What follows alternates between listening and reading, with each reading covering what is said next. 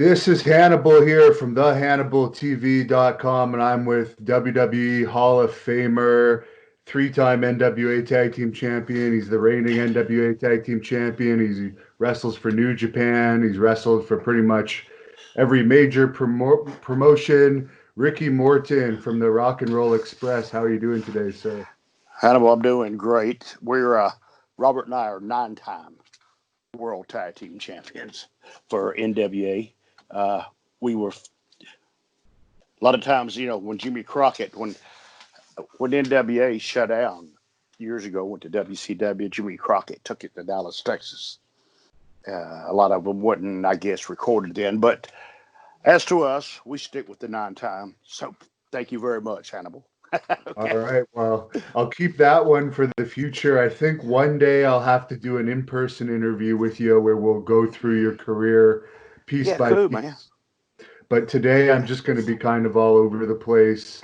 Understand me on my answering when I do answer it, buddy. I'm like a rubber ball. I bounce around like a son of a bitch. Okay. All right. Well, to jump into it, I'm going to be asking mostly fan questions, and Joe wanted to hear about your feud with Ric Flair, and is it true that you once turned down the chance of being NWA World Champion? Yeah, man, cool. You know what?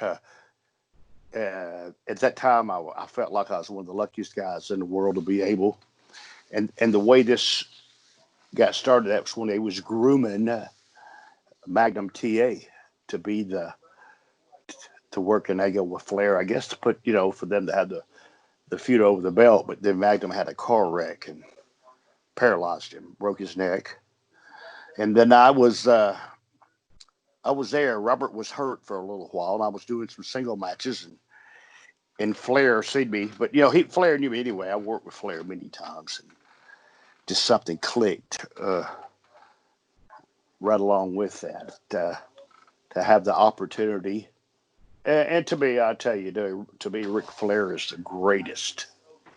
He was the greatest NWA World Heavyweight Champion. Matter of fact, I think he's the best excuse me, easy for you to say. But I think he was the best heavyweight champion, one of the best workers ever in this business. And the reason why is when Rick stepped in the ring, I don't care where he was at, what kind of mood he was in, or how he always gave the fans some money's worth. When I first started my angle with Flair, we was on bicycle tapes, and I don't know if the fans understand what a bicycle tape is. That's when it shows one town at a week all over the territory. And sometimes you're 3 weeks behind on the tapes. So by the time the people see this, when Flair and I arrived at the town, we started it off with 17 days straight in a row, hour time limit matches. And if you're one of the boys in the business, you call it Broadway. That was twice on Saturday and twice on Sunday, not including wrestling on TBS early in the morning, because we filmed it. You come on at 6:05, but we filmed it like 7 o'clock in the morning every Saturday morning.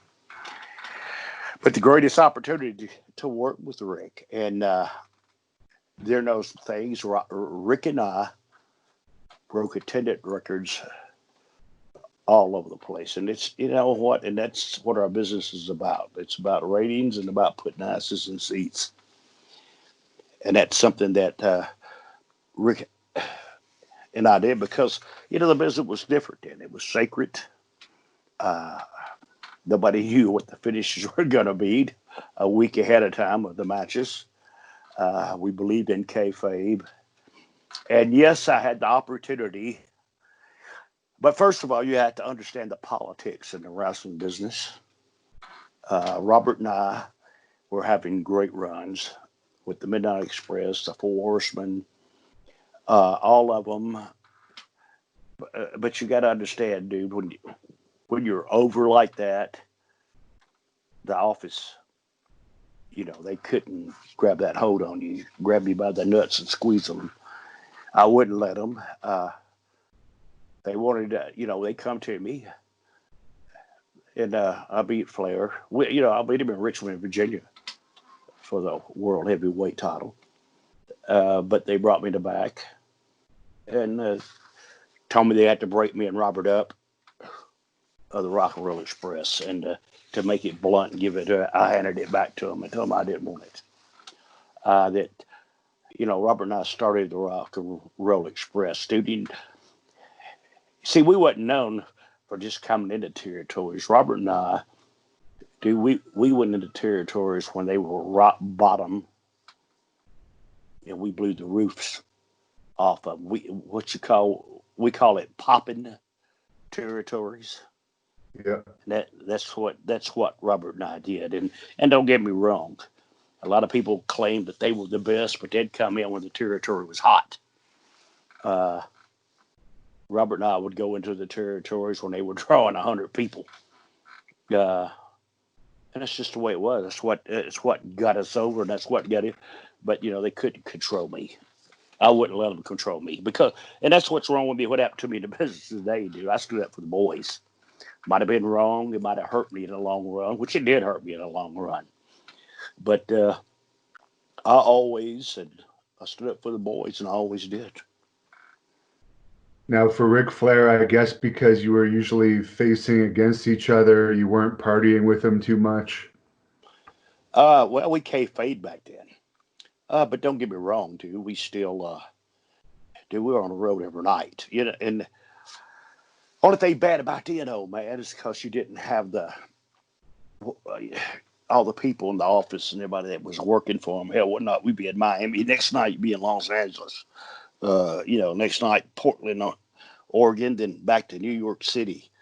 Nowadays they have people in the office that work a certain, where you're town by town by town. They go around. It was something new. We just started something new nationwide on TV. Dude, I had a lot of good times with Flair. I don't think I didn't. And man, you got to understand this, and I'm serious. They was showing, Robert and I did these videos out of Memphis, Tennessee. That we played second fiddle to the Fabulous Ones. Then, they were some promoters tag team. He didn't want us over them.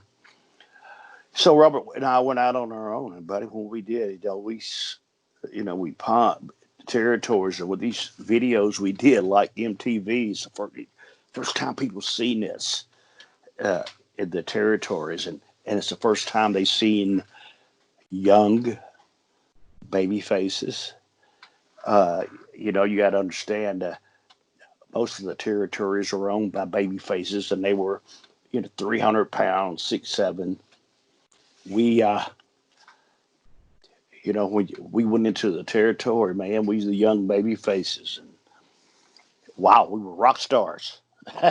That's what I'm trying to say. I've been with Ric Flair and Hard Rock Cafe, New York City. Chuck Berry on the stage, sitting there. I seen Rick.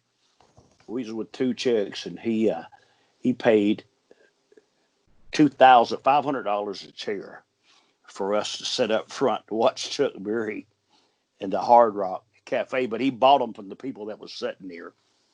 So as soon as he walked in, Chuck Berry recognized us and put us on stage with him. And then I turned around, and Dan Aykroyd was sitting right beside me too, watching Chuck. But that's how over we were off at TV, man. It's all around the world. Had some great times partying with Ric Flair, dude. And you mentioned Memphis. You had a little angle with Macho Man there where he pile drove you through a table. Any memories of working with Savage in those days? Oh, God, I worked with Savage in other territories for Nick Gullis. They had their own little territory at Cape Girardeau, Missouri. Used to go up and work for him up in there. But see, out of Memphis, like I was saying, Robert and I, we played second fiddle. The Fabulous Ones was up there with them, and and we're underneath. And the angle that we worked with Savage, it just happened. Robert and I were working him in Lanny and Memphis, and we got on the table. We was the first ones to ever break a table, and it was by accident. when Randy power drive me through the table broke. And if you notice, instead of me getting back up, going into the finish, I stayed on the floor, settling it. And see, that's what got that over. If a lot of guys, we made our own angle happen by accident. And we went around the territory and got over you. But I was, Randy was a great worker too. He was, his charisma too. I mean, he stand out, but Randy had a lot of balls on him too. He'd take chances, but it was great. I knew Randy for years. He worked for Nick Goulas too, and he was Lanny and him and his dad, Angelo Poffo. He did the prophet gimmick. But, just so happened when they broke the table and I sewed it, it went right into its own angle. So, and we did good business with that. Were you ever concerned at all working with him because he had a little bit of heat at the time because he went from working for with Randy Savage because of the heat that he had at that time with Jerry Lawler? No, buddy, I didn't. You see, and one thing that I like for everybody to understand, the boys. Now, I told you earlier where I stood up for the boys. See, the boys were the boys. I didn't worry. I mean, I don't know. See, because even though he had heat with Lawler, he was working the territory, so they must have worked something out. But I like Randy. I mean, we were the boys. We depended. We didn't have these guaranteed checks you got every week on contracts. I never had one. Matter of fact, you got paid by how many asses you put in the seats, and we had, especially when you were having a good run, and you made the angle yourself work. I did, we were making a little money. So whatever went on with him and Lawler, that was their problem. I didn't, that didn't concern me. I didn't stick my nose in other people's businesses, Right. like that. And to be on the road, see, we worked every night together, guys, and you don't have time for shit like that. To me, I don't. I didn't. It's even right now, even having heat with the boys. I mean, don't get me wrong. I never hated no one. Maybe I did a lot of things to try to make some money, different wise, and I stood up for the boys. But then when those boys got in charge, they didn't understand what the business was about, and they only took care of a few or only their self. Now, I just liked them for doing that, but I don't hate them. Hell, they smarter than I was. They got millions and millions. I don't. Okay. And how did you get along with Jerry Jarrett? Well, I started there. I started for a little promoter named Nick Goulas, out of Nashville, Tennessee. Then my dad was a referee for Jerry Jarrett. And I've been in the business all my life. I knew how, but when I went to work for him, but understand when you go into a territory, I try to tell guys. I don't know. Did you work Hannibal? Yes, for Okay. a while, yeah. Yeah. I mean, did you work territories or did you work for big companies? Basically Puerto Rico, England, basically Okay. Yeah. territories. Yeah. We'll see. And now you understand. I mean, if you work for Carlos in Puerto Rico, you wasn't going to get over Carlos. you understand what I'm saying? Yeah. Especially if you was a babyface. In Memphis, Jerry Jarrett was a booker. He wasn't wrestling at the time, but Jerry Lawler and Bill Dundee were the two top baby faces. I seen a lot of people coming in and try to buck them, and and they didn't last the territory too long. And this is and the reason I asked you that earlier, I'm bouncing, dude, That's is fun. because people. I wish the territories had come back, but see, the territories are not good for the boys. It's only good for the owner. Take for instance, and I tell you this right here. This so happened. And our business has been at the right place at the right time. But you asked me about Jerry Jarrett. I got along great with Jerry Jarrett. I just wasn't his boys. You understand me? Yes. He invented the Fabulous Ones. They were the tag team. Jerry Lawler invented Robert and I. But we were second fiddle to the Fabulous Ones. You hear me? And the reason why, because they were going to go opposition. And maybe later on this interview, we get into that. But we weren't going to get over the Fabulous Ones no matter what. But to tell you about territories, Bill Watts run Mid-South, and he was the top babyface. And he didn't like small workers because he was a big guy. You was a small heel, you didn't work there. I mean, you didn't. You had to be big. And for instance, when we went into Louisiana, I think Abdullah the Butcher, if I recall, he was the top babyface. And the reason he was the top babyface is because Bill Watts was the top babyface, and he just had his blow off with Abdullah, where Abdullah was the top heel, and he beat Abdullah.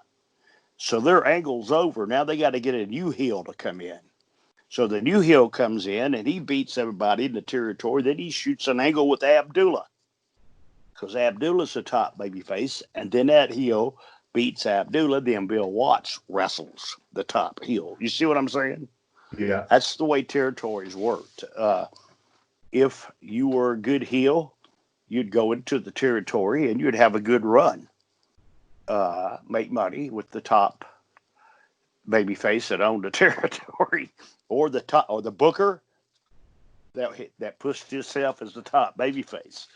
And you know what I'm talking about when you see stuff like that right there. But as getting along with Jerry, man, Memphis territory was the greatest place in the world to learn the business. You had some of the greatest workers in the business that come through there, and that really started there. At that time, you worked every night. You had shows, spot shows and house shows. Especially Memphis. Memphis is every Monday night. Louisville, Kentucky, every Tuesday. Evansville, Indiana was either territory. Then your spot shows. Live TV, Nashville, Jonesboro every Saturday night. So when you was in a territory, you worked every night and you learned this business. And I watched, even when I went to NWA and met Dusty, dude, I watched everything these guys did. Everything, how to draw money, what puts asses in seats and what don't put asses in seats. So as for me getting along with Jerry Jarrett, I got along with him great, still do. I learned a lot from him. Sometimes it's hard to believe. And see, Jerry Jarrett in his day, he was a. Don't get me wrong, he wasn't one of the top workers in the world, but he was a baby face. And if guys would understand this, excuse me, being a baby face, what gets you over is selling. And I learned that from Jerry Jarrett about selling. Selling's what gets you over. You watch the independents of some of the shittiest stuff you ever seen in your life. But everybody can leapfrog, drop down, and drop kick, and do a moonsault because you see 1,000 of them every show. But there's only a few that know how to work, and that's the part of our business that's lost now. But it's still there. I have people ask me all the time about, do you think wrestling will ever come back? Wrestling's never dead. Wrestling's entertainment. Now everybody knows it's entertainment. But when they learn how to go back to the old days and keep you see, nowadays, especially me being in the business, when I watch TV, I can tell you what they're going to do. And I'm not even follow the match. I know what's going to happen on the finish. I know where it's leading to. I know where it's going. But when you guys, great baby faces, learn how to tell those stories to keep the people going. But to answer your question, I got along great with Jerry Jarrett. And for Mid-South, where you were just talking about, how did you find the travel? Because I heard that was pretty brutal travel. Yeah, every territory was brutal back then. it was just long. All thing wrong about the Mid-South there, you only had one interstate, and it went east and west. That was Interstate 10. Now it's not like that. But you had long trips. I mean, your trips were 350 miles, but most of them were just two-lane highways. And then every other weekend, you flew to Oklahoma City. You did a double shot then on that Sunday. You was at Oklahoma City afternoon and Tulsa that night, but you flew that show. But the other ones, yeah, I mean, it wasn't the part about them being really, really long. It was the part that was no interstates and two-lane highways, going through your big towns like Alexander, Shreveport, Monroe, Louisiana. There was no interstates going to them. All two-lane. You go through 100 little towns, man. Jeez. It's but the travel, it was hard, but the territory was great. I had a lot of fun there, young in the business and getting the push that Bill Watts gave us.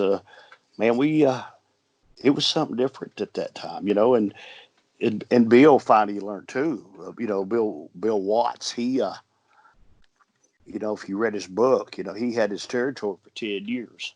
And the 2 years that Robert and he made more money in those 2 years than he did put together in the 8 years that he run the territory. So you got along well with him, I imagine. Well, I was this candy kid.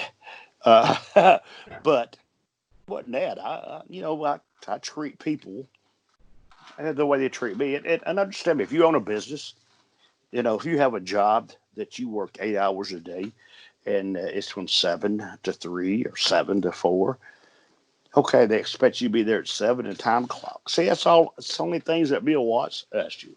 And let me tell you, he asked you to be there an hour before the show. And then after a while, especially when we did our angles with the Midnight Express, we had riots every night. And then he made nobody could leave the building till the shows were over because, the marks hitting the ring. And golly, I watched Jimmy Cornette get his ass whooped. Really, I watched him learn how to fight because he got his ass whooped so many times he got tired of it. But that was the whole thing of the territory. I got along with you guys great. And I still do, Bill, but like I was saying, Bill, at any job, you got to clock in at 7, so don't be late. If you get late, you get docked, and that's the same thing that Bill Watts did. And Bill Watts, Robert and I were the only two that could wear blue jeans, but they had to have a crease in them because he made you dress the part of who you were. So, I mean, he didn't ask that much from me, so he wasn't that really hard ass. He ran a business. And when you're the boss man, you can run your business any way you want to. Were you working for Mid-South when Sting had his incident with Dick Slater there? Yes, I was. I just came in. Me and Flair were, I'd been there, but I was having my run with Flair, and the Bill Watts territory was still open. I know that I really don't know what happened because me and Flair were in the back in the bathroom, and Steen come in to put his makeup on. Then here comes Slater in, and it was bop bop bop, and that was all. And I'm getting back to the point. I'm one of the boys. That was none of my business. I didn't know what was happening. Now, Dick Slater was a tough son of a bitch. You hear me? Not to be a shooter or that. He was just a tough ass. Right. Now, you mentioned riot situations. You were a baby face, but most of your career. But what was the scariest riot situation you've been involved with? Dude, I remember one time Nikolai Volkov, they had the gimmick where he put the rope around my neck and threw me over the top rope and I'm hanging. But I wasn't scared for myself. I was scared for them because I seen a guy come running with a knife, and I screamed at Nikolai Volkov, and the guy went right down with the knife. I'm gonna tell you how precise this cut was. It hit the side of his boot and went all the way down past the ankle. And when Nikolai stepped out, he stepped out of his boot. But I seen a lot of them like that. I seen Dennis Condredge, a guy hit the ring with a knife, and cut Dennis. Guys, it was a different time and different place, and every night was like that. Not only fearing for ourselves, but the crowd, because man, people would throw. You work Puerto Rico. Gosh, man, I don't know the time I was there, man. I remember Robert and I were wrestling Bobby Jagger's Daddy Crawford in a match, and I'm looking for the referee, and I couldn't. And I look, he's outside the ring. Somebody hit him in the head with a brick, and he was doing convulsions. And then it's the part about the fans, because people throw stuff. They throw batteries. Jimmy Cornette had more heat, dude, in the eye of the stove. Gosh almighty. People hated him. Many times on the finishes, especially using the tennis racket, I'd take the bump and open that one eye. I'd watch them fight their ass off. Baton Rouge one night out, and we were lucky.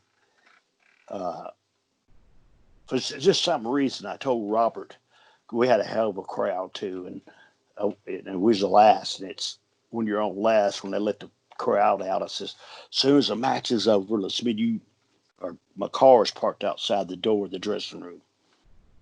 Let's run and get in our car to leave our stuff on and go home, because we was on the road all the time. It's like an hour and a half from Baton Rouge back to Alexandria, where we lived at. That way, you get there quick.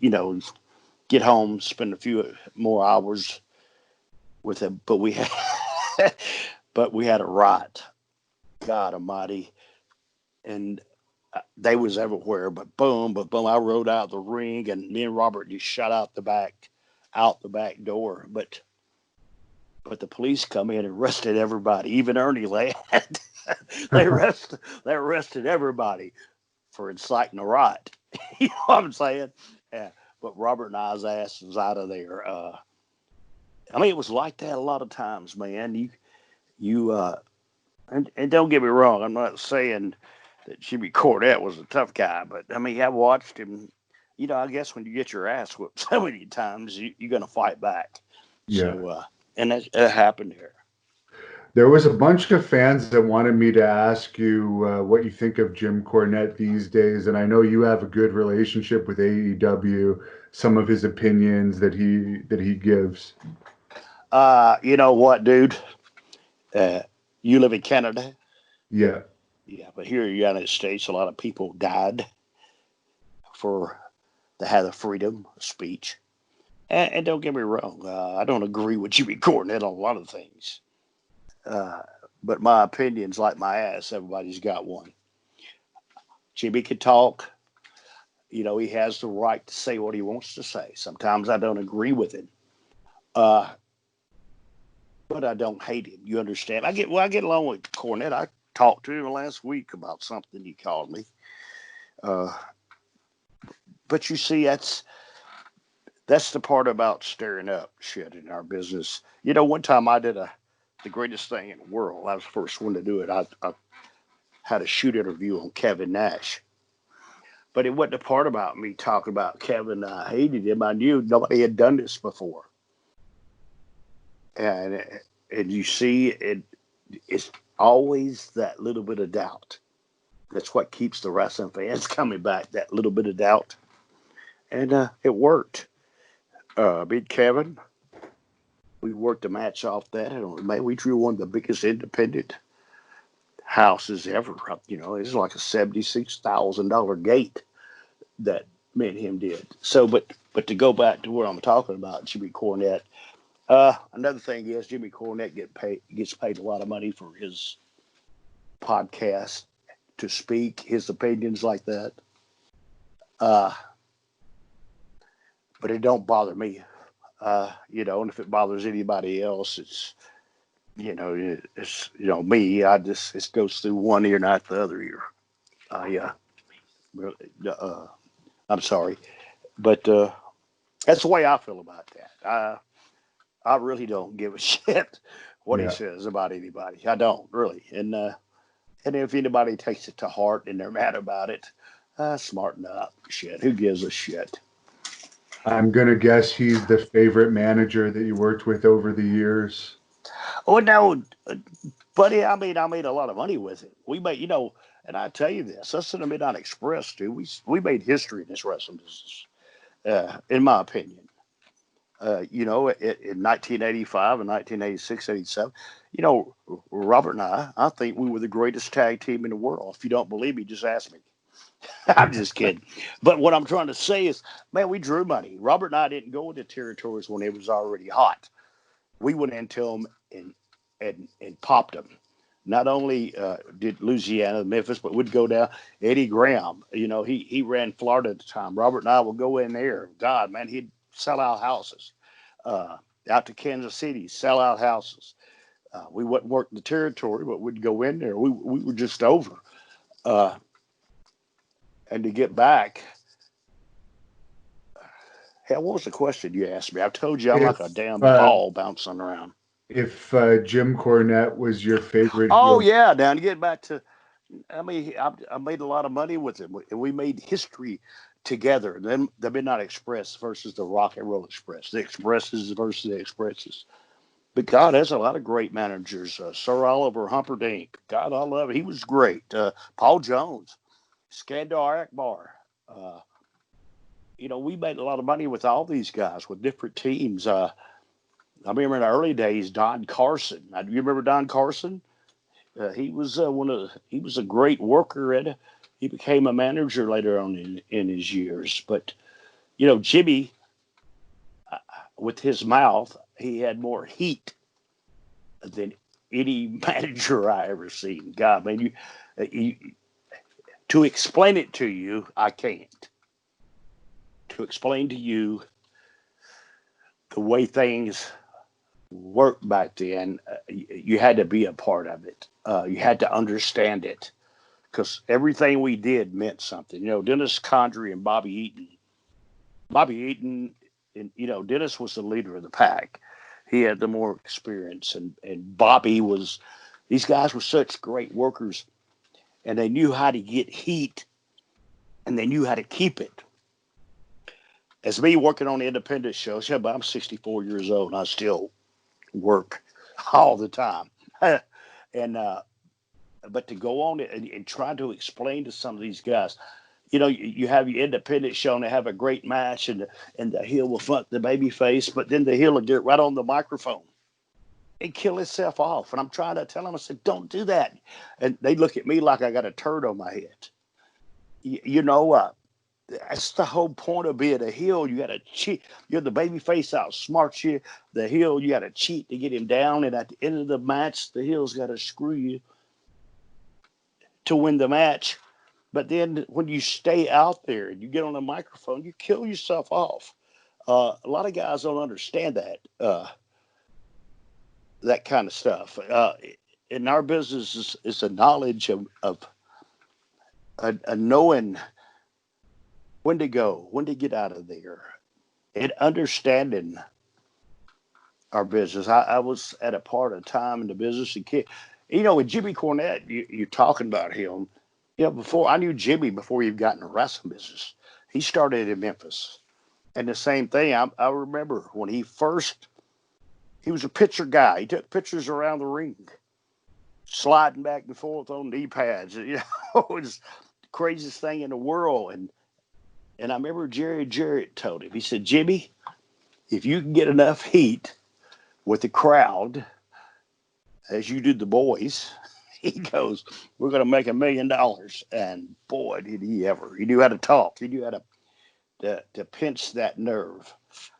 And like me, I knew how to take care of him. When you're wrestling and you go back and watch our matches, unless it was a blow off but I never even got close to Jimmy Cornette because as me being the baby face, if I touch him, it takes the heat off of him. And right.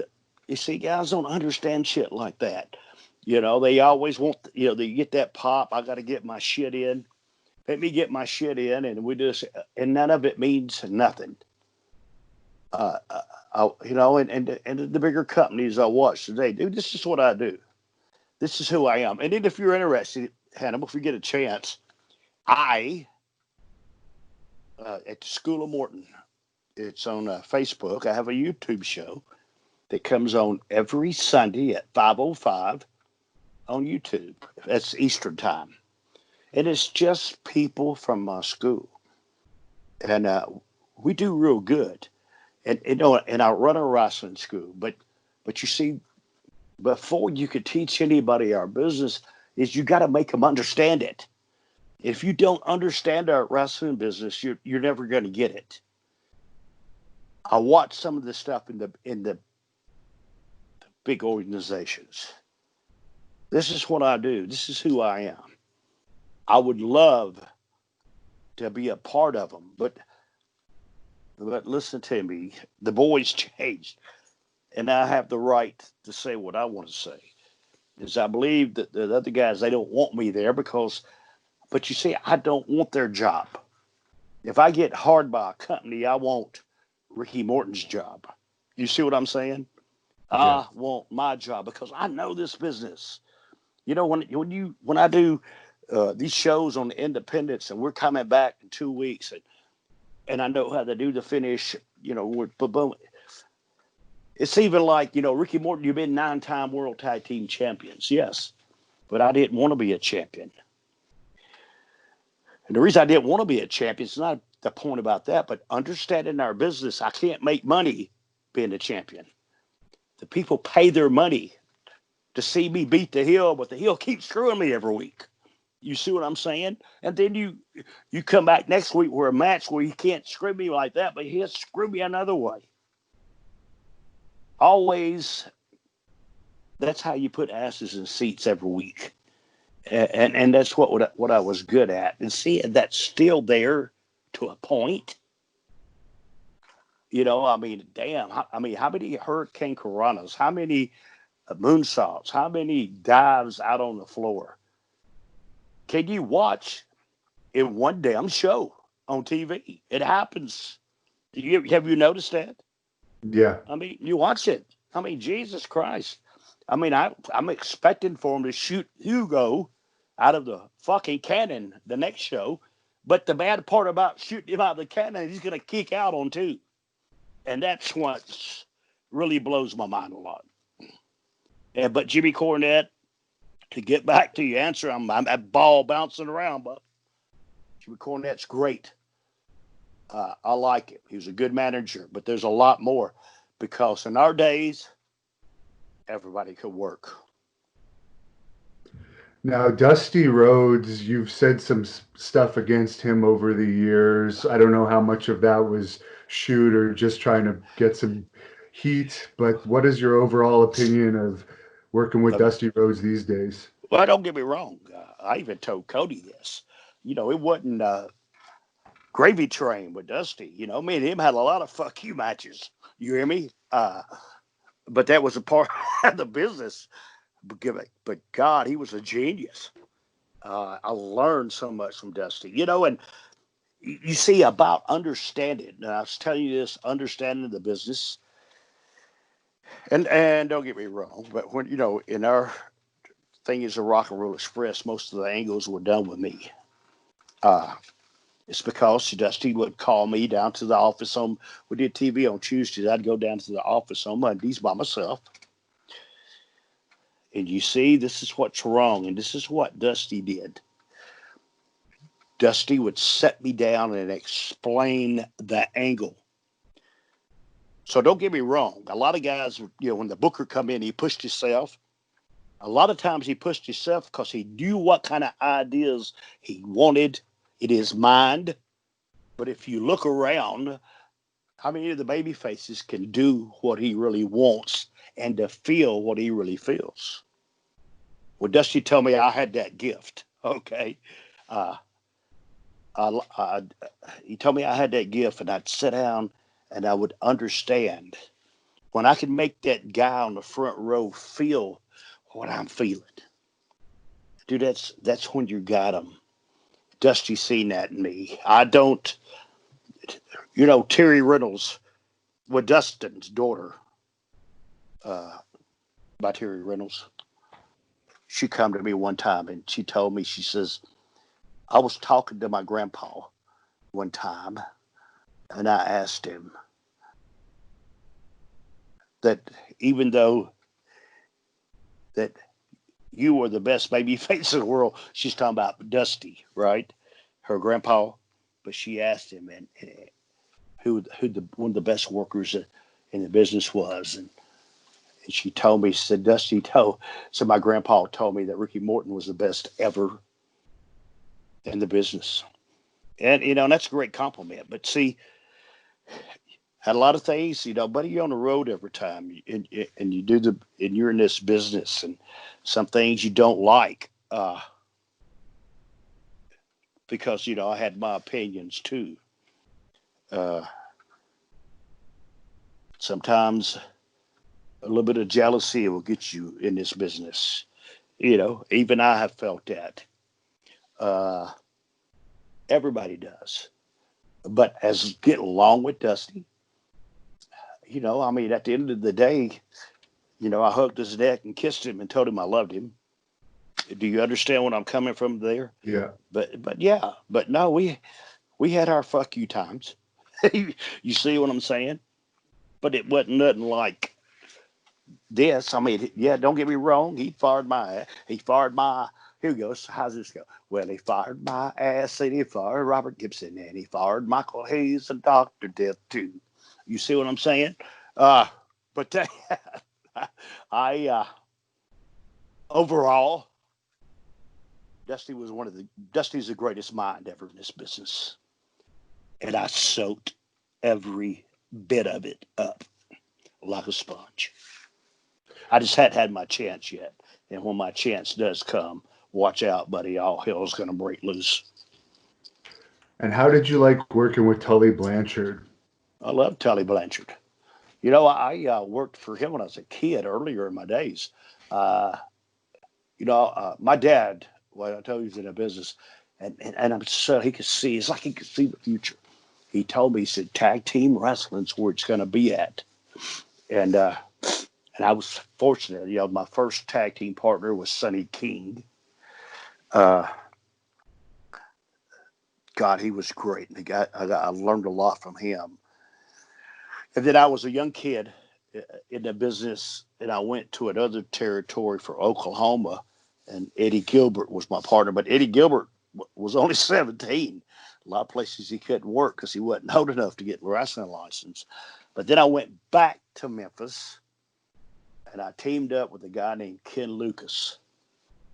And a lot of people tell me, Ricky Morton, you were the greatest baby face in this business. But no, Ken Lucas was the greatest baby face in this business. I teamed up with Ken, and me and him went to Southwest Championship Wrestling, which was owned by Joe Blanchard, Tully Blanchard's dad. And Tully was the booker. Tully seen a lot in me then. I learned so much from Ken. I worked with Tully and Geno Hernandez. Guys, we had some unbelievable matches. But then Tully there, too, seen me as in a single. He brought, and you're talking about managers, the best one that I left out was Bobby Heenan.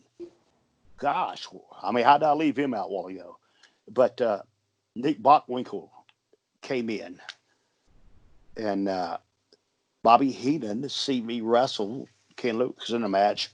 So he set it up with Tully because, he kept wrestling the same Scott Casey or somebody like that here. And they gave me a little push as a young kid, Tully did, to work with Nick.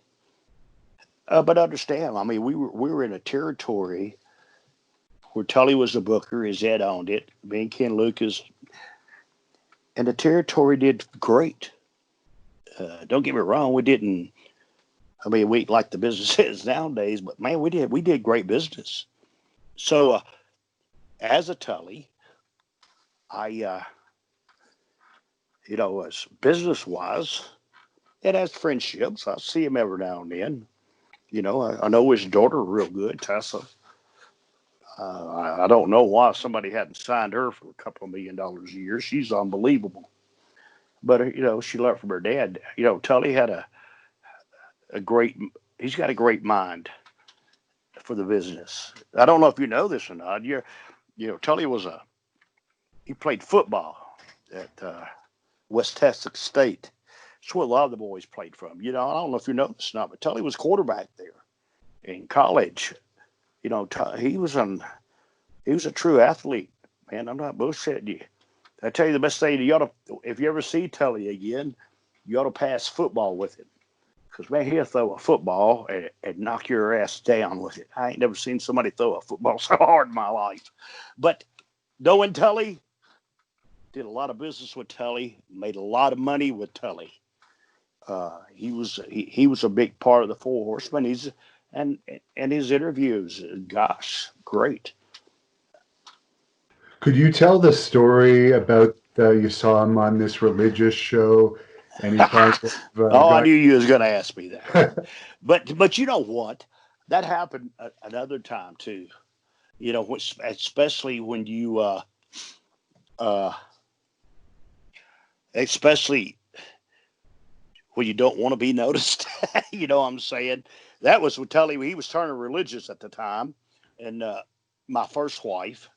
We got a divorce after that, but you know that's the way it was, dude. I was in a business that I had the world ahead of me, but she was turning religious, and she said, "Tully Blanchard's going to be on the 700 Club tonight. And let's watch it."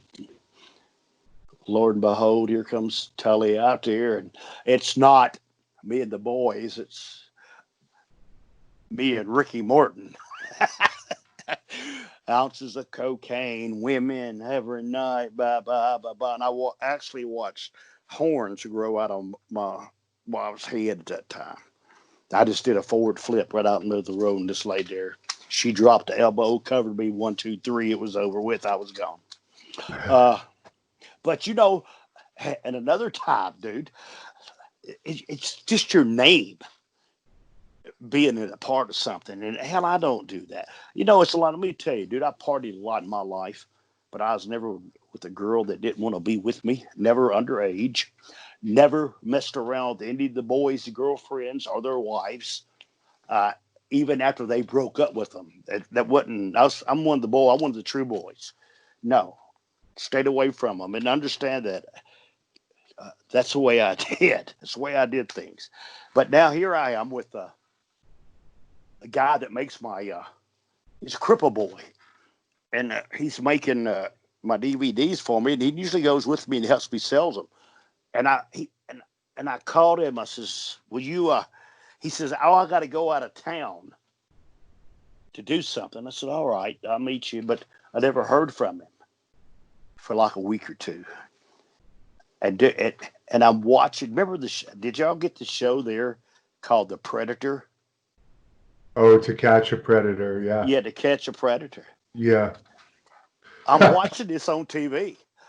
And the reason that got me to watch it is because they got a guy called the Wrestling Dude. And I said, the Wrestling Dude? I'm going to, you know, it caught my eye. So I'm watching this. And all of a sudden, I look at it's Dustin. And he's reading off all this shit that he told this girl. And the girl ain't but like 12 years old. And I got it, and my daughters were young at that time. And I said, God, I'd have killed this son of a bitch if he'd have done that to my kids. You understand me? But then they kept calling, and the guy, holy shit, man. I watched TV, and he asked this guy, he goes, "Why do you call yourself the Wrestling Dude?" You know, because he's crippled. He goes, "Oh, I work for Ricky Morton of the Rock and Roll Express." Hey, almost shit on myself. Well, you son of a bitch, shut up. You don't work for me. And you just make DVDs for me. It was, you know, after you think about it, it's funny as hell.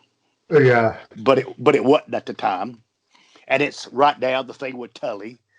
At the time it wasn't, but now it's funny. Who gives a shit? You know? I don't hate him for it because the marriage wouldn't have lasted anyway. I've been happily married a bunch of times. No, I'm lying to you. I've been after that. I've been married to the same woman after that all these years. Go ahead. Just because Tully Blanchard is a preacher, have you heard about all this stuff going on with Ted DiBiase lately? I know Ted's a preacher, but I ain't heard what's going on. Tell me about it. What's up? I'm not an expert on it, but supposedly he received millions of dollars of welfare funding that was put into his ministries, and there's a big investigation going on over it now. Well, you know what? I really don't have an answer for that. But one thing that I do, and you always remember this, Paul, I believe in Jesus Christ. You hear me? I'm a firm believer. Now, I'm me. God knows me. I say my prayers to everybody and that stuff. But you see, when you mess with the religious stuff, it's going to come back and bite you. And the ultimate price you're going to pay is when your ass dies. That's just the way, to me, I look at it. Don't know what Ted's done. Ted's always been nice to me. I've always been nice with him. He is a hell of a worker, man. What great matches I had with him. Matter of fact, I was working him in the Superdome when Jimmy Crockett come to see us. And I told Ted, it was the way with Ted, Dr. Death. I said, Jimmy, a little man out here come and told me he'd come all the way from Charlotte, North Carolina to watch us wrestle. I didn't know Jimmy Crockett at the time. He goes, yeah, I'll never forget. Ted said, well, we'll give him something to see. By God, we did too. But getting on with the religious stuff, I know a lot of the boys. I've been at some of the wrestling sign-ins, the Comic-Cons, and they'd be sitting at the table, all the boys sitting at the table are so-called religious guys, and I'm eating, and I'd get up with I'd get up from the table, go sit at another table, because I thought lightning was going to hit that son of a bitch, buddy. God almighty. All y'all going to burn in hell. I'm not bullshitting you. But there's a lot of legit guys out there. George South, and I think Tully's really, when I'm with, I like the guys when they don't try to push it on you. You understand me? Yeah. I know as much about the Bible as a lot of them do. And it surprises them when they do stuff, Me and Tully was talking one time, and we was talking about reading the book of John's, but we said it at the same time. He goes, "Holy shit, you read that?" I said, "Yes." To me, it's the most meaningful chapter in the Bible. But George South, and then the guys that come on to you that try to push it on to you.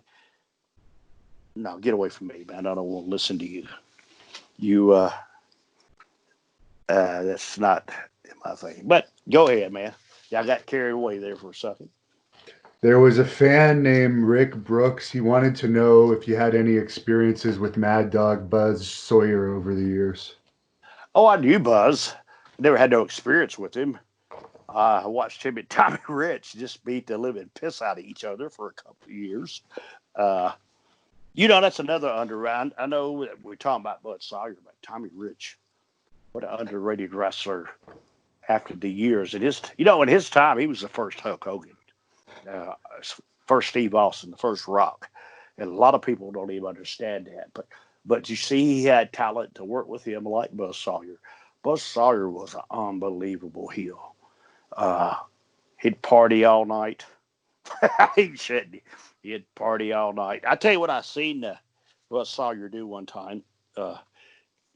Me and Robert were coming from it. We were going to Tupelo, Mississippi, back to Memphis to do TV, and Buzz Sawyer was in the territory doing something.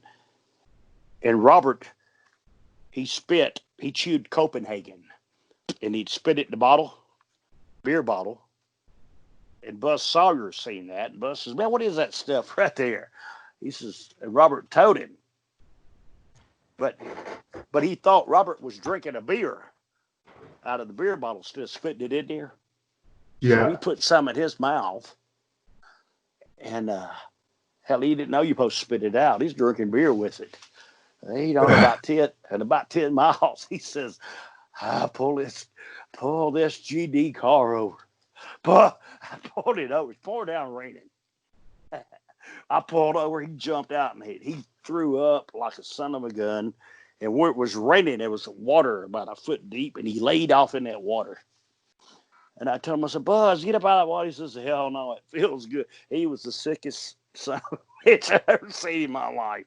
Man, that next day at TV, he told me, he says, I turned purple. Yeah, are you a chewer? No, but I've Okay, been around a lot of chewers. oh yeah, that should. Copenhagen's the main event too, Bo. And he stuck that in his mouth. Holy shit, his whole world turned upside down. But no, Buzz. At that time when Buzz was in Atlanta and stuff, I was working, the Texas territories, the Kansas City territories, Oklahoma territories before Bill Watts. That's when Leroy McGurk had it. So, but I knew Buzz, knew his brother too. How did you get along with Ole Anderson in Atlanta? Ole Anderson.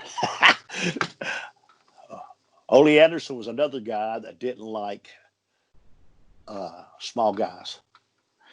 We were over. We worked with the Midnight Express, and we shot that angle with the Four Horsemen. And to tell you the truth, everybody's going on vacation. Jimmy Crockett's paying for the boys to go where they want to. But we got to work that week. And they called it the Rock and Roll Super Summer Sizzling Tour. And it was the angle off of where they run my face. And we were wrestling Ole and Arn. Yeah. Okay. Now, we're at spot shows for the first week. But, the spot shows that only do 300 people. Man, we go out on football fields doing. And I'm serious. I'm not just trying to pat myself on the back. But, man, we're doing 20,000 people on football fields. And he'd tell me, he'd go, God, I don't know how this angle here is growing. I don't understand it. I don't know. Baba. So finally, we get to the serious stuff. Hampton, Virginia. The big Coliseum that, the bicycle tape just showed, boom. And we're wrestling Ole and Arn. And they're in the ring, naturally me and Robert hit the ring, boom, you know what I'm saying? But I got Ole in the corner, and I guess he thinks since I'm a young kid, this is my first rodeo. I done hit him 750 times, you see what I'm saying? And he's just rocking on the top rope. So finally I just stopped and I looked at him right in the eyes. I turned around, I walked back to the middle of the ring, and I just took a big old bump. Bam, by myself. He looked at me and said, what the hell are you doing? I said, fuck. I mean, you won't go down. I thought I would. Hey, bro. He told me, he says, I don't know whether to whoop your ass or shake your hand. He said, you got more balls than a Brahma bull. I told him. But he knew. But what he's trying to do is blow me up. You know what I'm saying? To make me look. Yeah, bro, I won my first rodeo. Man, I worked with the best of them. But after that, this son of a bitch loved me. I mean, bro, he'd take slams off the top rope. He'd take bumps for me. You understand what I'm saying? And he wouldn't for nobody else. But you had to know Ole. Ole hated everything. I don't think he even liked ice cream. You understand me? This son of a bitch, always bitching about something. But God, I learned a lot from Ole, though. Don't get me wrong. It took me a while to get to know him and for him to know me. But I mean, he was a true professor in our business. I can tell you that. And Tommy Rich was really over in that territory. I've heard that Tommy Rich and you guys had the most groupies. Is that true? Had the most what? Groupies, like in wrestling. I always hear Tommy Groupies. Rich. I don't know about that. You know what, bud? We were rock stars. You understand me? Tommy Rich was in Atlanta. I wasn't in Atlanta at the time Tommy was there. Tommy, he started in Memphis too. And the reason he went to Atlanta, he got pissed off at Jerry Jarrett. Jerry Jarrett wouldn't give him the top push. You see what I'm saying? Yeah. It was owned by them, and it was his way. So, he went to Atlanta, and Jim Barnett, my boy, he seen something in Tommy Rich. But, Tommy Rich, that's what guys got to say. Nowadays, the young wrestlers, they have their heroes in the wrestling business. And I'm going to tell you this. Tommy Rich was my hero. I'm older than Tommy. But Tommy was he was one of my heroes in the wrestling business because he did it the hard way. I like Tommy. You talking about a bit around the block, and I told you this earlier. I've been with a lot of women, but none of them that didn't want to be with me. Didn't they wanted to? I never, and they was all, but none of them were underage. And I never messed with none of the boys' girlfriends or their wives, even after they broke up or split up. I had nothing to do with them because I was one of the boys. If you're talking about getting a lot of pussy, yeah, I got a lot of pussy, bro. Okay, just to put it to you blunt, had a lot of good times. Hell, dude, at that time I didn't even go to bed for 20 fucking years. So does that tell you anything? Yeah. Did a lot of partying, fella. Will wrestling ever be that way again with that many girls? Because I don't think No, it's no, like, no, no, no, no, no. Our world has changed. Uh, uh, now I'm scared to say hi to a lady. I live in a small town once you know everybody, but hell, you don't even know nowadays what's really going on in the world. I was in New York, for this coronavirus, and I'm not bullshitting you, man. I was walking to a building, and a lady was behind me, so I just opened the door up for her. Let her go in front of me. Boy, she pointed that finger in my face and says, "I'm not gonna tip you." What where the hell did that come from? But a lot of stuff like that, man. I just, now our world has changed. About that. No, it'll never come back to that again, bro. I'm telling you, you just go back and watch some of our old matches and watch me coming to the ring. I posted one not long ago, me coming to the ring, wrestling Flair. They literally tore my clothes off before I got to the ring. Not only security, it took security and the police to get my ass into the ring. Because of that, I was known as a rock star, and it was fucking cool as hell.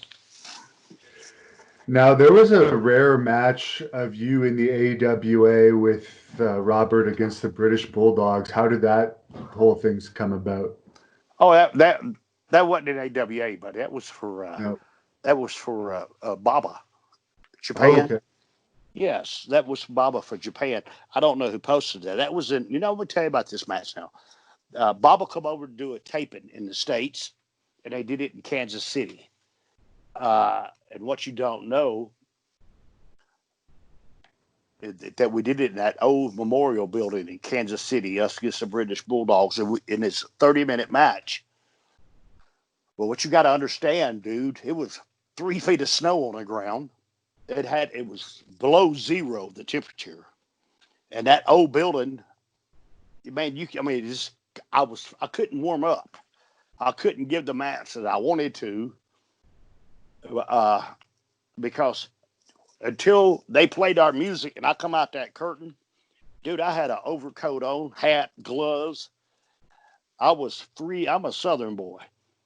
My ass was freezing to death. And but that was for because we was the babyface tag team and they were the babyface tag team. They didn't want to beat each other, so was just going to do a 30-minute Broadway. But that was for Baba's Old Japan Wrestling. Robert, that's where Robert and I. That was the first company we ever worked for in Japan. Okay.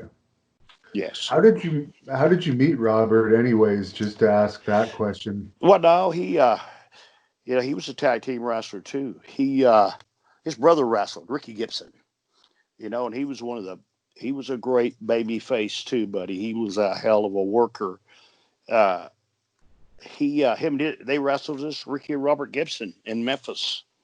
There was an underneath team. I knew Robert for a long time. I knew Robert before. Yeah, I wrestled Robert several times.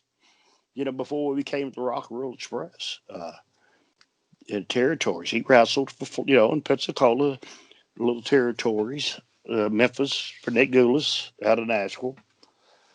I knew him that way. So you just gravitated towards each other? Well, no, yeah, I mean, he was just my friend. Now, see, in order to become the Rock and Roll Express, now, this is what I'm going to tell you, and we talked about this earlier, because we played second fiddle to the Fabulous Ones in Memphis. I was wrestling in San Antonio. Me and Ken Lucas were partners, and Jerry Lawler came into the territory that night to wrestle Tully, I think.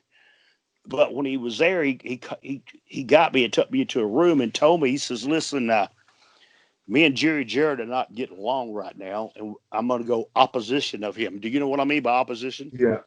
Okay, he was going to open up his own territory. He says, they got the Fabulous Ones. I want to bring you and Robert Gibson and think of some gimmick to put y'all together to go against Jarrett. Well, going back to Memphis was going home for me. You understand me? My run was about up with Ken Lucas. I was looking for something new because I wanted to be a tag team wrestler, and I knew Robert. So gave my notice, and Lord and behold, when we got to Memphis, Jarrett and Lawler had done made up. So he's not going opposition. So now, naturally, Jarrett were second fiddle to the Fabulous Ones. But, brother, and we didn't even have a gimmick. You know what I'm saying? I'm going to tell you, Lawler, him, Dutch Mantel, and Jimmy Hart were trying to think of a gimmick, Ricky, Robert, R&R, Rolls Royce, and Jimmy Hart, Rock and Roll, the Rock and Roll Express. So now we come up with that. So we tried to look at magazines, and I bought me and Lawler bought some old rock star, magazines back then. And we kind of come up with some gimmicks, with us a gimmick there. I'm going to tell you, dude, they done plugged us on TV. We're going to be at the Mid-South Coliseum. For some reason, we did TV on that Saturday, which we did every Saturday, but Memphis was on Sunday afternoon. But they usually do Memphis. I think they had a basketball game going to be there on that Monday night. And so they had the wrestling on Sunday. And hell, dude, at 12 o'clock, I met Lawler at the Coliseum. They had a flea market out back of the Coliseum, big old flea market. And we went over there and bought our gimmicks, feathers, bandanas. Oh, y'all see this shit. I was embarrassed. Me and Robert both were embarrassed as hell to go. We never did nothing like this. We got shit all over us. We went out to wrestle. Dude, let me tell you, we went out and wrestled two of the guys there in Memphis, and son of a bitch, we had our stuff together. We were over. You hear me? Instantly. Yeah. But when we come out of the ring, I'll never forget. Some guy told me, said, "Damn, I didn't know if y'all was Indians or gypsies." I said, me either, bro. But chemistry in the ring, Robert and I clicked because we were both tag team wrestlers, and we knew what we were doing, and it did. I mean, we could tear a house down in a heartbeat. And, and chemistry, it fell together. We did a lot of good shit, man. A lot of good stuff. Did WWE ever reach out to you in the 80s when you guys Not really. No. The only reason we was there was WWF. Uh, First of all, the first thing we did was we worked that angle with Smoky Mountain with Tom Pritchard and Jimmy Del Rey because they were going to WWF. And the Smoky Mountain, they worked a gimmick where they would now wrestle them on their pay-per-view. We wrestled Jimmy Del Rey and Tom Pritchard. And then after Smoky Mountain closed down, and that's just the reason I like Jimmy Cornette. You see, and he's even though you might not agree with him, but he took care of us. We didn't have no job, Right. so he taught Vince and bringing us in as the NWA versus the WWF. You see what I'm saying, bro? It was me, Barry Windham, and Robert, and I think Jeff Jarrett.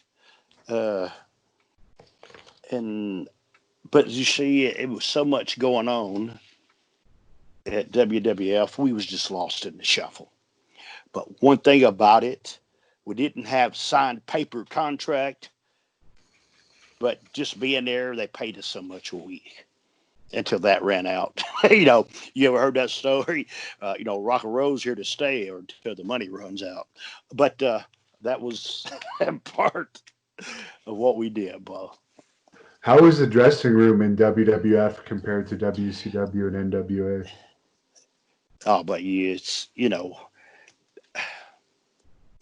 about the same because you have your people that are on top. WCW. You had your superstars that thought they were superstars and didn't have a clue. They bankrupt the fucking company, paid themselves. Some of these guys walked to their mailbox every week and got a check for 80 fucking grand. I'd wrestle naked for 80 grand. You know what I'm saying? One time. Yeah. But they got they got stuff like that every week, But it's a totally different thing. Our days, the boys took care of each other. But you got to see it. But back in the WA days, we came fake. You didn't sit down and go over your matches. Have you never seen the heel? You never seen the heels of the baby faces till you got in the ring. We so strict, and especially us. We never got our finish till we got in the ring. We didn't, you didn't go over matches. You didn't go over hot spots. And all we'd do it in the ring. Tommy Young say the heels are going to fuck y'all in the match. Or he says, baby face over. Or Broadway.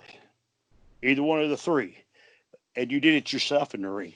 You hear me? We were professional enough and knew where our angles were going. And it did good. It's back then. You'd never seen the baby face. Hell, for Bill Watts, man, Jesus Christ, you got caught talking to the heel baby face or the heel talk. That's even out of the, in the public. You were fired. I never forget this right here. This really blew my mind. I knew Johnny Walker wrestling too for years. I've known him for years. But I never seen him with his mask off. And I'm not bullshitting you. And I was in Walmart. I never forget this. In Alexandria, Louisiana, that's where we lived at. And I'm back there looking at Walmart. The guy walks up to me, started talking to me. And I didn't know who the hell he was. I knew the voice. I never told him this. I knew the voice. But it took me a few minutes to realize it was wrestling too, because I'd never seen Johnny Walker with his hood off. That's how kayfabe our business was. And Wow. it blew my mind. And I knew him for years too. He had two masks. I mean, he put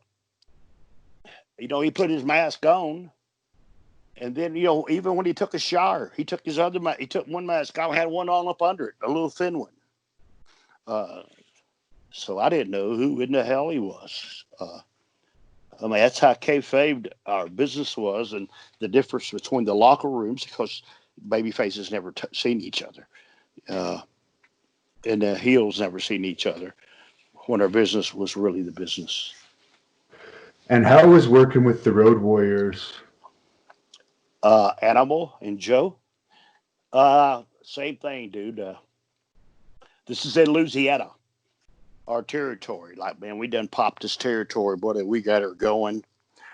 Hawk and Animal, Joe and Mike. Never met these guys. We're at the Superdome, and first time I ever worked with them. You heard about them beating people up. You heard about them hurting people. But you got to understand this. Louisiana was our territory. Okay? I got to go out there and wrestle these guys, and I can't let them kill me off. And if I do, I have to take, I got to take an ass whooping. Because, fuck, if you shoot them, you piss them off. So I went to the ring, and really, there's a difference between, because we're in Superdome, that's 40,000 people, dude. Half of the Superdome's cut in half with a big curtain. And the people are so loud, you can't hear nothing. And we're in a 8-man elimination match. It's the first time I ever met them now. Joe and Mike became great friends of mine after all this.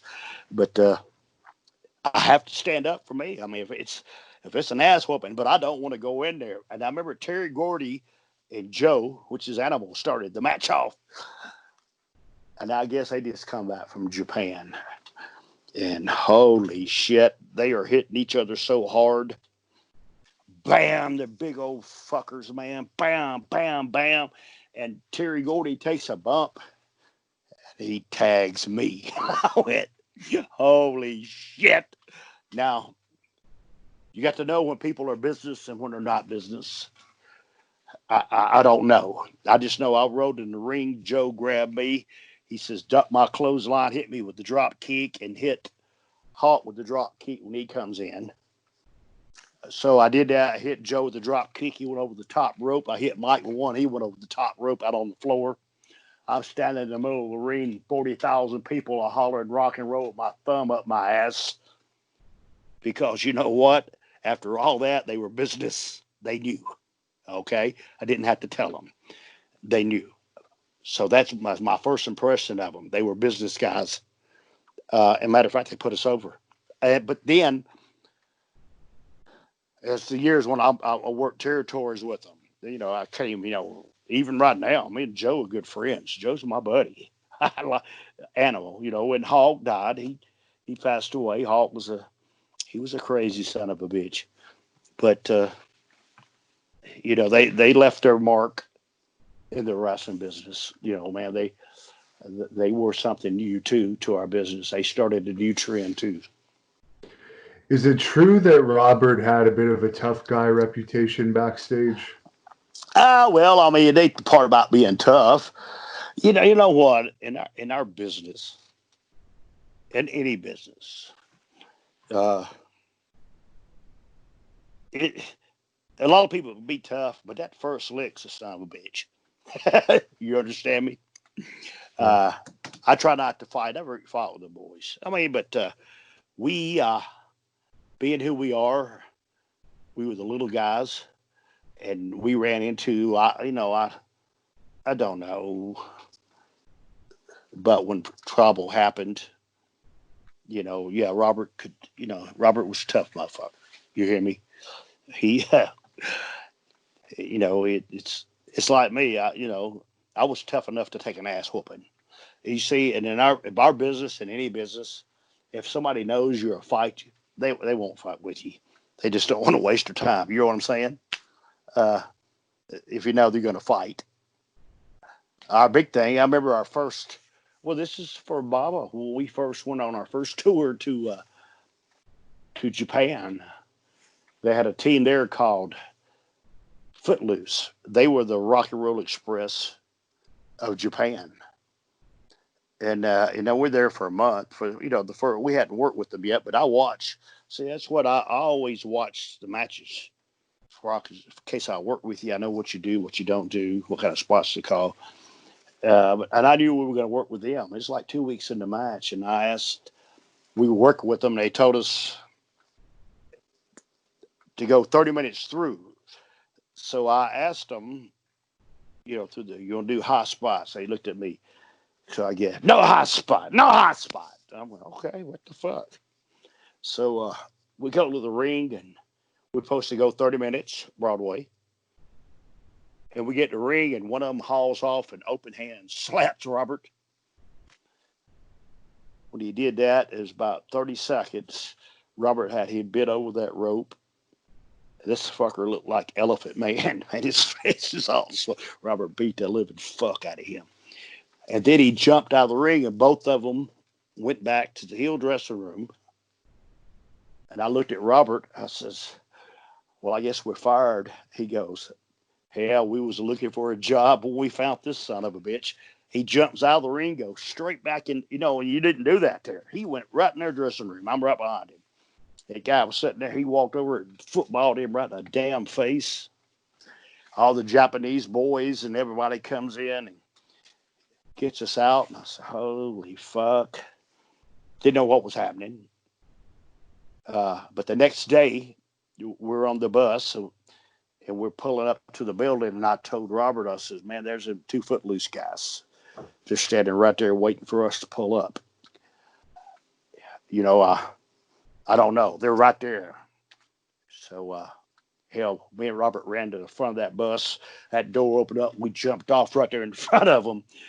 But we didn't know. You got to stand your ground, bro. In this business, you got to be who you are. And when you jumped off, they're standing in front of us. And they go, look in front of us. They're real straight. They go, tonight we do many, many hot spots. Like this right here. And then they picked our bags up and carried them in the door. So I guess we got their attention, got their respect. But Robert, he can handle himself. You know what I'm saying? He's, to be an old fucker, he still does. Were you in WCW when Eric Watts had his scuffle with Rick Rude? No, I wasn't. I didn't know they even had a scuffle. Apparently they did, yeah. A bunch of people have told the story, but I guess it was before or after your time there. I don't know. I didn't. I know Rick Rude. I don't know what Eric's doing fucking with Rick Rude. But I don't know. I don't know the situation. What happened? What's that? I was going to just say, how did you like when they turned you heel in WCW? Well, it wasn't a part. I didn't have a job. Okay. Robert knee was out. I didn't. Robert blew his knee out real bad, and he was out for a year. They turned me heel so I could have a job. And if you noticed, when Robert came back from his knee surgery, I wrestled him on pay-per-view, and I beat him. And me and him left and went to Smoky. We left that night, and I went to Smoky Mountain Wrestling. Okay. I didn't even give my notice. I just told him hell with it. I loved working with Terry Taylor and Alexandria York, which is Terry Reynolds. You know what? We had a decent gimmick, and it got over. But they didn't want us over. Do you understand me? The people running the business didn't want me and Terry to be over. They didn't want it to work. We were they because me and Terry go to the ring, and they were great. I never forget one time me and Terry Taylor we went to the ring, and that's when Todd Champion, I don't know if you remember him, Yeah, and Curtis Thompson, they were teamed up. And Todd Champion's just coming back. He's been out for a while, but dude, he's all steroid up. He's like this right here, and here's Curtis Thompson. He's real big. He ain't got no neck. This is how bad. To me, a lot of people don't know, and WCW pushing people that they shouldn't be pushing. And Todd Champion just came back. He was, I used to call him Todd Green, want to be a champion. But he just came back to work. He's been on a hell of a cycle, all steroid up, and Curtis Thompson, and And we start the match. I start the match off, and he slams me. And I told him, I said, Todd, I said, just a little harder, and I'll go plump through the ring. So I said, tag Curtis in. His name's Curtis Thompson. Chip the Farbreaker, or whatever his name was.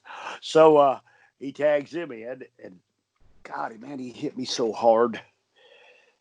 And Terry run in because he seen it. And I seen 3 of Terry. And Terry asked me, says, are you all right? I says, yeah, Terry, I'm all right, but these guys are killing me. So I hauled off and hit Terry Taylor, the one in the middle of the 3 I seen. Hey. And then me and him had a match. And they're standing over there by the rope in their corner. Me and Terry have about a 10-minute match. Roll them up, 1, 2, 3, go back to the dressing room.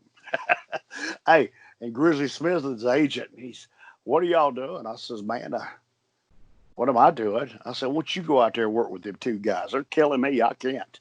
I said, look here, me and Terry Taylor had a better match wrestling each other than we did with them. So that was my experience. Was that a TV taping or was that a house show? That was a house show in Phoenix, Arizona. Okay. But it got over like a son of a bitch. But, just working it back and forth. It was good. You obviously got along with Terry. Why do you think a lot of people didn't get along with Terry? Was it just because he was in an office position? Or? Well, I really don't know. I got to say this for Terry, too. He got a set of balls on him. He didn't take no shit from nobody. He'd stand up for himself. But a lot of guys are like that. But, he'd stand up. Hell, I seen him and the Sheik get to fight one time. I'm talking about Kaz. Terry wasn't afraid to get his ass whooped. But I really don't know. I guess Terry's outspoken. A lot of us don't. Yeah, I don't know, dude. I used to be. I don't know if it's because I got older and mental health or medication doctor put me on. I don't know. What was the thing with Terry and Iron Sheik over? Oh, they get into it at a bar. And you know what? And they both of them drinking. And I got to say this, man. It was and Terry, he hit Kaz. But see, Terry was smart. He hit him, boy. He took a bump. Kaz did. And he took off running. Terry did. Next day, we're at the Omni. And the Sheik, you got to know the Sheik. The Sheik is, I love him, man. But he's funnier than shit. He's there at 4:00. He's got his shoot.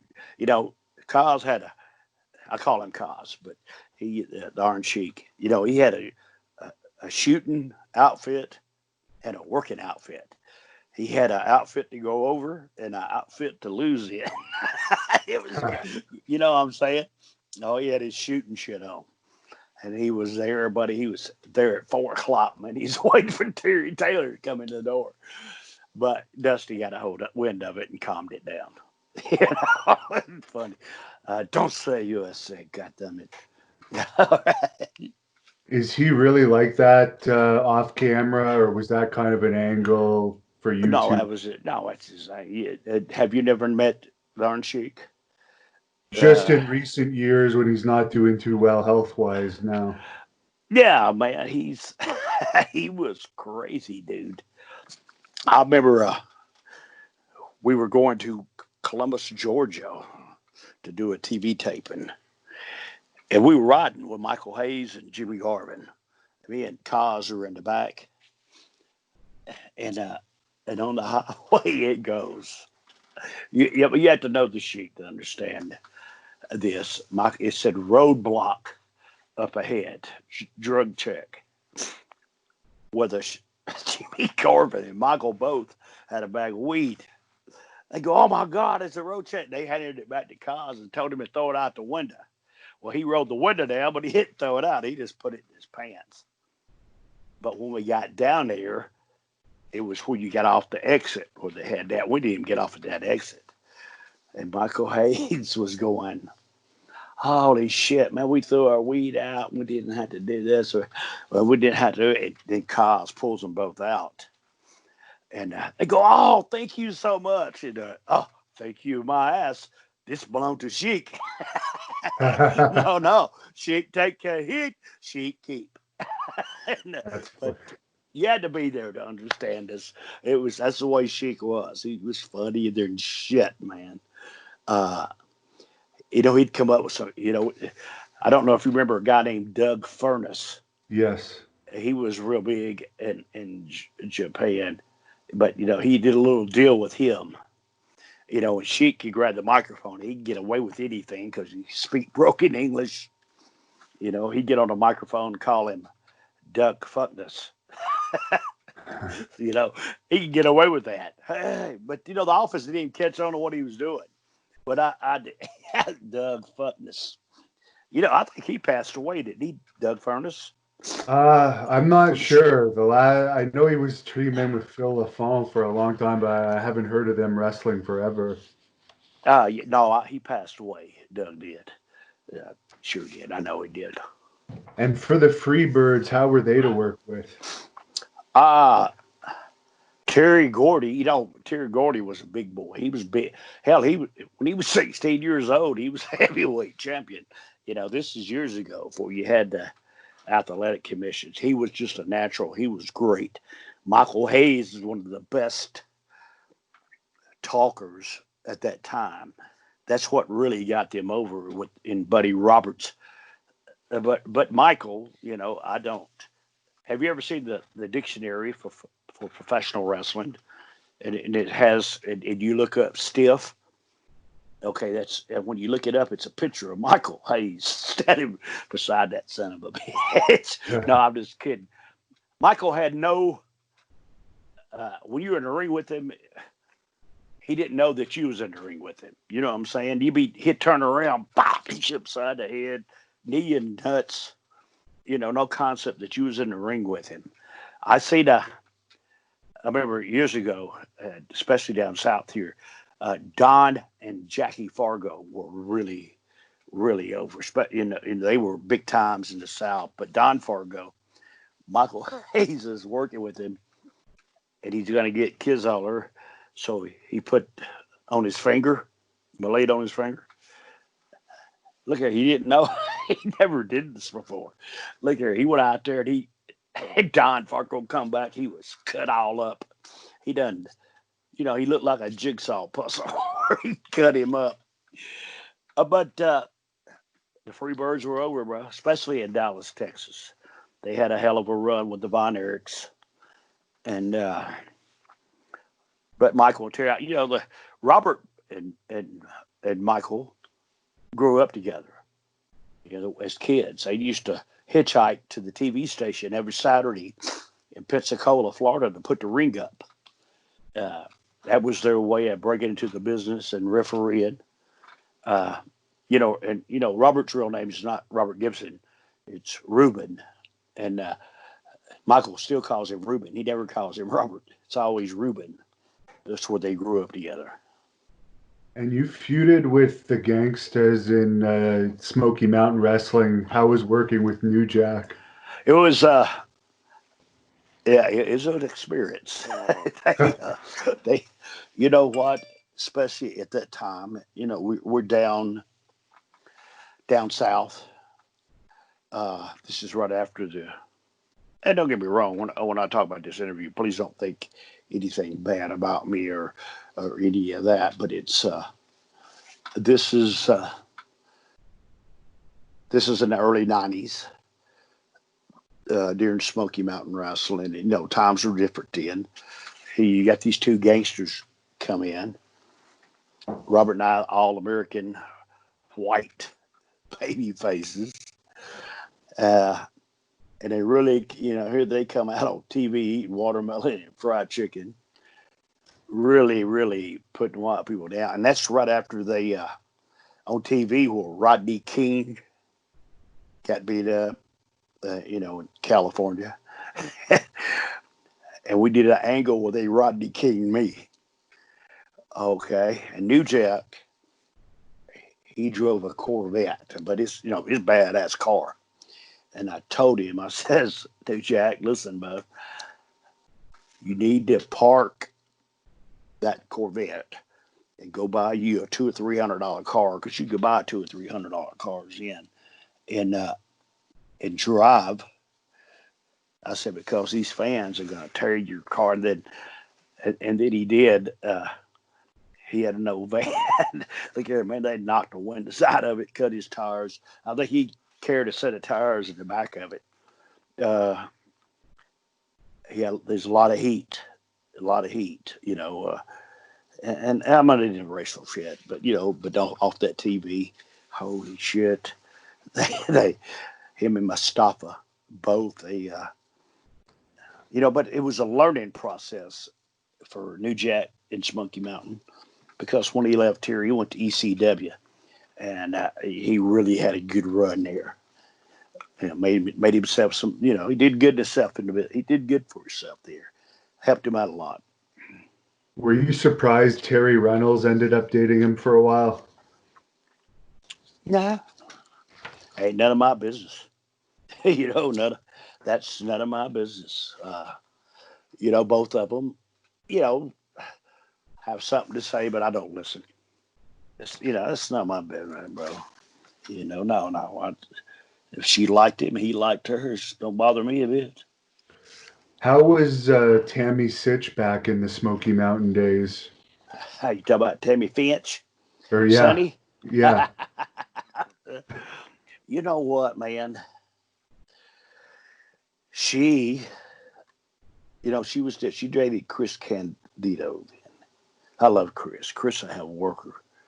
Gosh, man, he left this world way too soon. He was absolutely wonderful. But Tammy, she was at that time, we was all young at one time. She was beautiful. She had her ways, back then she was real straight. At that time I smoked cigarettes. I quit smoking. I did a lot of drugs, smoked a lot of cigarettes. She'd bitch about me smoking, bitch about me being fucked up. And then, brother, she did a complete turnaround. Now I'm cleaned up and she's fucked up all the time. But that's her own business. It's none of mine. I always liked Sunday. She, like I told you earlier, I treated people the way they treated me. You're nice to me, I'm nice back. If you're an asshole, I treat you back like an asshole. Did she ever come on to you or anything over the years because she was known? No. That's another thing I was telling you earlier, and I'm repeating myself. I never messed around with one time in my life, I never messed with the girls in our business. I respected them. I didn't care what they done. I know them all, from Missy Hyatt to Deborah, Medusa. They were all friends of mine. No, I didn't come on to them. I didn't mess with them like that. I respected the girls, and I still do. Like on independent shows, the girls coming there, I make I tell all the guys to get up, let the girls get dressed, or go in the bathroom and tell somebody to watch the door, because I still respect that. That's what I hate about the independent wrestling nowadays, because I'm from the old school. Boy, and I really get on their ass too. The guys, I'll be not going to the dressing room. I said, "Who's the girl?" "Oh, it's my girlfriend." "Your girlfriend's in the dressing room here where the guys are getting dressed." Oh yeah, I'll cut interviews on them. Get them, they try to do that. Then sometimes what I do is, especially if Robert's on the show, and I'll say this, I don't know if you know the difference between me and Robert. I'll walk up and put it in. He puts it in and walks up. I just tell him, all right, listen to me. Hey, take your clothes off, Robert. People ask me all the time. He says, "How come he walk around the dressing room naked?" I said, "I had a dick like that, I'd wrestle naked. I ain't shit. You duck the dick liner, motherfucker." Dick drag. But I'm serious. I just tell the guy, because I don't know what these young talent even thinking about. This is the dressing room. And here you got your girlfriend in here.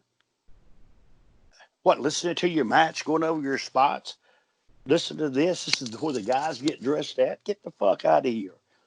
Now, a lot of times they don't have two dressing rooms, but that's like I was telling you earlier, the lady wrestlers. I make all the guys go out. I said, man, y'all go out for these girls to get dressed. They're over dressing behind a towel or something. I said, go out of here. But that's my feelings about that right there. I never mess with none of the girl wrestlers. I never did. What was your reaction when you first heard about the Midnight Rockers? Oh, I thought it was a compliment. A lot of people, they didn't make me. I known Sean. Sean was in Louisiana with us when he was a kid. When Robert and I were, he worked underneath. And then Marty Jannetty, I know Marty for a long time. And that's Vern's thing. And what, Vern Gagne didn't put that together. The Midnight Rockers, they took the Rock World Express and the Midnight Express. It's just a trip downtown, Bob. They're trying to make a little money. They're trying to get over. Sometimes you go to extremes, and sometimes you have to listen to the booker. Didn't bother me a bit. Because I know what me and Robert did, and I know what we're capable of and what we did do. And Marty Jannetty is a pretty good guy. Have you had much talk with him over the years? Oh, I see Marty all the time. His foot messed up. We all have our demons, and Marty still does. You try to talk to him, but sometimes you're better off talking to a tree than to talk to people. And in situations like that, life passes you by so quick. It seems like yesterday.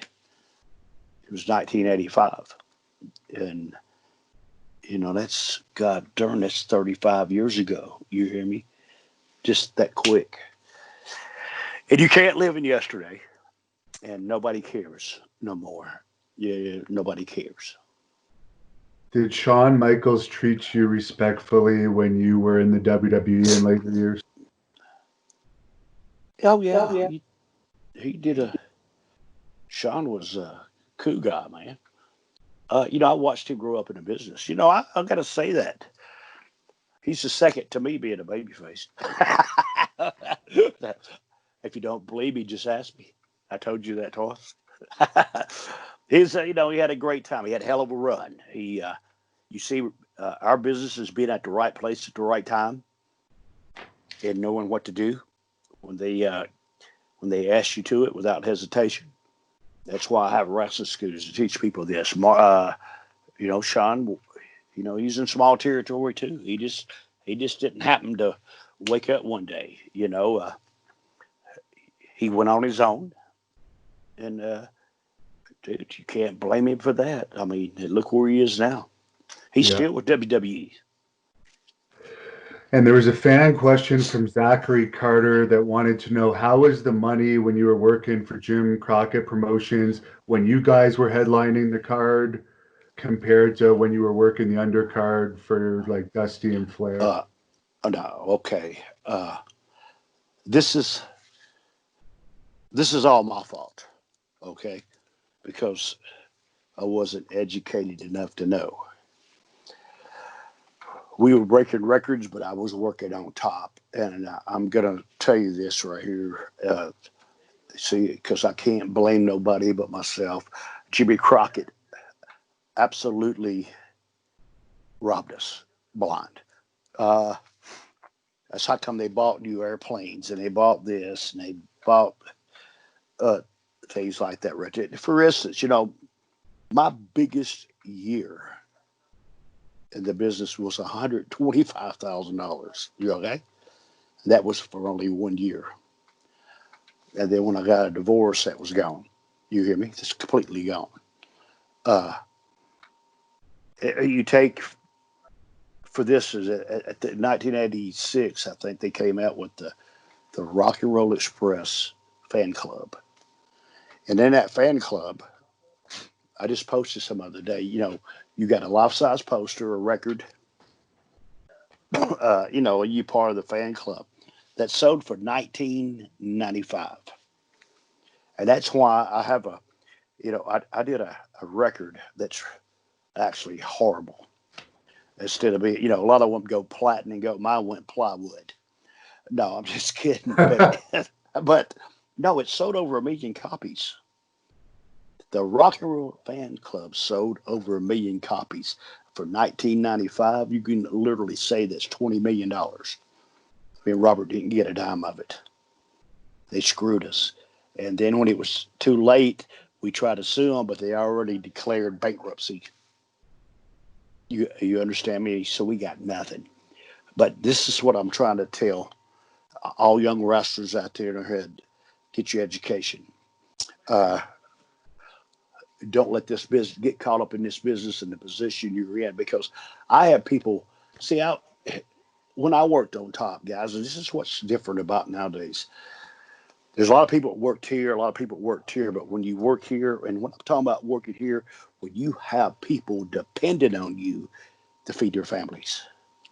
That's the reason I never had no problem with the boys in the businesses, because I fed them. We sold out houses. Everything we did. And you was on a pay rate of that. But like I'm trying to tell you, dude, sometimes things are good. Sometimes it's bad. But literally, it was absolutely robbed. So it's nobody's fault. I'm not mad at nobody. It's my own fucking fault, because I didn't have the education enough to know that they were screwing me royally, and I didn't even get a kiss. There was another fan, Jen Sullivan, wanted to know what your biggest disagreement with Robert was over the years behind the scenes. Do you really know Robert? I don't know him other than watching your matches. Hey, me and Robert hadn't never seen eye to eye. You don't get that, do you? Hey, it's a joke. One of Robert's eyes go like this. Okay. Me and him's never seen eye to eye. That's a joke. I love Robert. I can get away with that. Anybody else, you can't.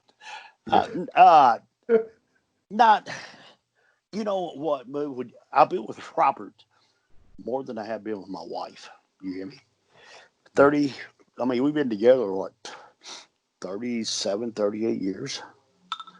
Before we even come. But now, I've been on the road with him. It's like being married to him. It's like being with your wife. Disagreements. Holy shit. That's a lot of the boys on the road. They love to get us going. Me and Robert going in the dressing room. Because me and him a bitch fight with each other.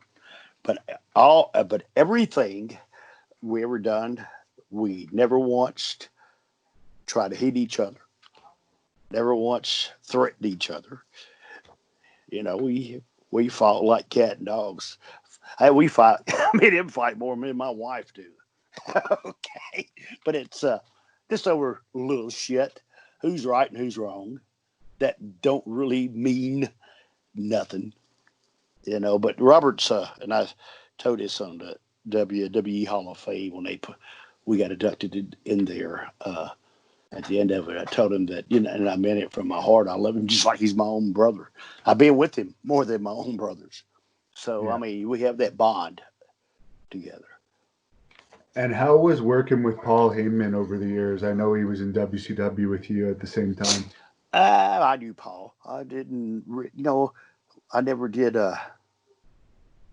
angles with him. I went, when he was at WCW, I did a little bit with him in ECW. He just brought me in. He was just a friend of mine. Paul's got a great mind on him too, buddy. And then when we was talking about managers earlier, I forgot to mention him. I knew Paul when he's a little bitty skinny guy, had a head full of hair. But time goes on. I never had no problems with Paul. You've managed to keep your hair. Any hair tips for anyone out there? Well, no. See, I have the mullet, and when you have the mullet, you can cover up a lot of it. You hear me? hair tips. It's like, Robert lost his hair. I was telling Robert that when we was somewhere, it's back in the winter time, and it was cold as a son of a bitch. And Robert was talking about his hair. I said, Robert, you can always shave your head and go as a Russian. He said, a Russian? I said, yeah. I said, you call yourself Balls Frozen Off. No, but no, dude, it's, how hair is. It runs in your family line. It's in your genes. Yeah. I'm lucky. But I'm thin haired right here and in the back. It's just that it's long enough. I'm not at the point where I have to do the comb over yet. But when I do that, but inside my pigments right here are real light. It's where I bleached my hair for years, and it I guess killed the pigments in my hair right here in my skin line. See right here? Yeah. So that's well, you're doing a lot better than me, and I'm younger than you, so I'm jealous. I got you, buddy. For the NWA angle in WWE, a lot of fans wanted to know if you think they could have worked that better and made it a big success. For when they brought you with Jim Cornette in WWE. No, buddy. You know what? When you have two big companies like that, we worked on top. Nowadays, see, this is what really, and I really think what really hurts the business is that you bring people that work on top in one company to work on top of your company. And don't get me wrong, I love people, but you're taking a product that they don't want and you bringing it to yours. And you're seeing the same shit all the time. That's the reason it seems like you see the same shit all the time. I knew that when we worked NWA with two different companies. I knew when I went to the part of going to WWF, I knew what was going to happen. They weren't going to let us get over any of their boys. Well, which they didn't need to. We're a whole different company. But, as nowadays is watching TV. And I'm glad for the guys. Don't get me wrong. These are great talents. And some of them are in great positions. But you just can't bring everybody because you see what I'm saying? Yeah. What you don't want, you're trying to give it a push here. And I promise you it's not working. You got a lot of new talent out there, and I'm glad for them. And all you new talent, and I told you, always be prepared. Go to wrestling schools that people can really teach you, not somebody that nobody knows, because our business is being at the right place at the right time. And when you're at the right place at the right time and knowing what to do, that's what I look at. I know I'm a ball and I done bounced from here because you asked me this question. But the best way to answer that is not what I'm saying. When you have two big major companies like that, and unless you're somebody really special, and that I'm curious to know when we do start back up, which I can't wait for the business to start back up.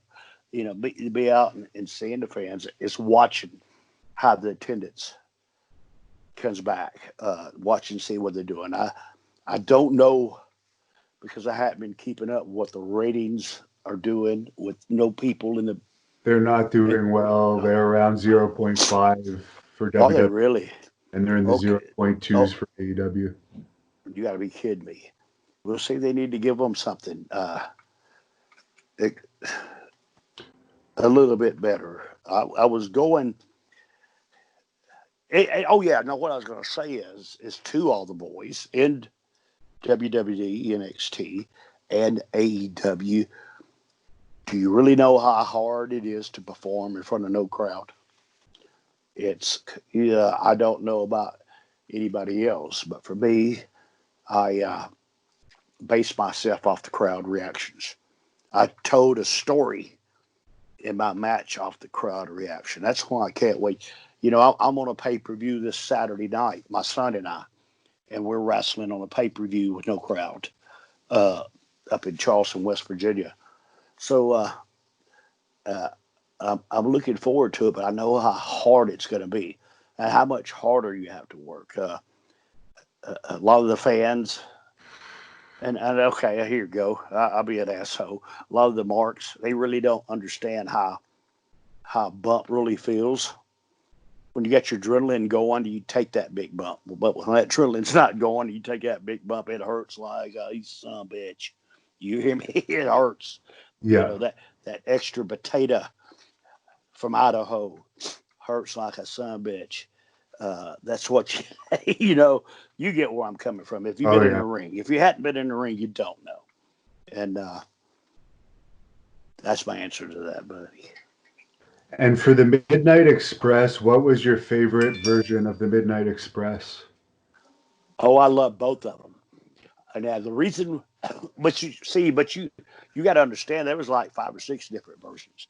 It first started off as Randy Rhodes and Nova Austin. I don't know if you know those guys. And it Yeah. was Randy Rhodes and Dennis Condrey. Then it was Norvell Austin and Dennis Condrey. But Bobby Eaton and Dennis, when they went together. But see, now, I don't know what happened to Dennis, but we're in the middle of an angle, buddy. We're selling out everywhere. And Dennis Condrey pulls a Houdini. I mean, he just disappears. Never asked him why. It was none of my business. Had to be something urgent. But see, when you have a great worker now, Stan Lane was part of the Fabulous Ones in Memphis. You remember that we played second fiddle to. But he was a hell of a worker. They were baby faces there, but Stan was he's that good looking guy.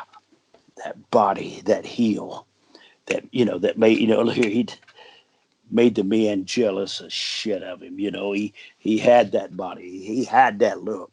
And when your girlfriend's in the bar looking at you, hated him. But you see, it's hard, and I'll tell you again in a minute, it's hard for somebody to come in and take their place.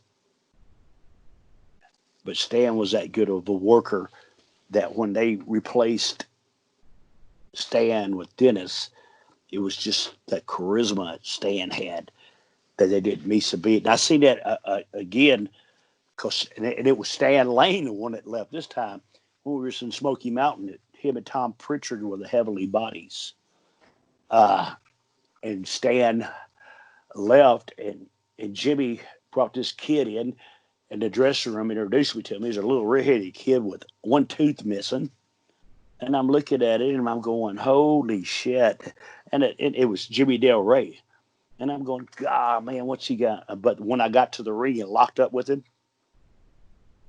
but I knew he was money. He was that good. Jimmy Del Rey was. He was absolutely phenomenal, buddy. And being a small territory and him coming in, he carried that load. God, it was great. Any favorite match of you against either version of the Midnight Express? Scaffold matches, they were great. You know what I'm saying? You know what, man? I've been wrestling for 38 years, and I figured out that. I'm serious, over 10,000 matches. It's hard for me unless I'm watching the match to remember a match. I had so many. Uh, a lot of times things just got crazy. Uh, I think I told you this earlier. I cut my TV on downstairs, and it shows old clips that I don't even remember of people that I've wrestled, and it's a lot of things going on. Hold on just for a second. You cut this out, can't you? Yeah. You what? Going to the lake. I thought you were going to the bank. Okay. Bye. All right, I'm back with you. So hey, you got a couple more questions to ask me. I'm gonna have to take my boy. Yeah. Okay. Go ahead. So a couple more questions. You were in WCW in '96. Didn't last very long. What was the purpose of that? WCW, me? When you were in WCW in 1996, Uh, it didn't last very long. Did they sign you to a contract, or was that just for a few shots no, just for a few shots. during the You know Nitro? what? And this is what I was telling you earlier. Uh, yeah, I couldn't get a contract. I don't know why. A lot of times the people were scared of me. And not because of that. It's just because when they bring you in, and I told you earlier, with a big company, I would like to have my job. Okay, you hired me for Ricky Morton's job. I don't want this guy's job. I don't want his job. I don't want him to be scared that I'm coming after his job. That's what's hard for me because I'm telling you guys, nobody has the answers to everything in this business. But I know how to put asses in seats. I know how to get ratings on TV. A lot of times I don't tell. Well, I mean, we're sitting here talking right now, and I gave you a few, but it's a lot of other things you can do too. Uh, WWE needs to do it. AEW needs to do it. A lot of times personalities clash. If it hadn't yet, it's going to. Promise you that. Promise you that.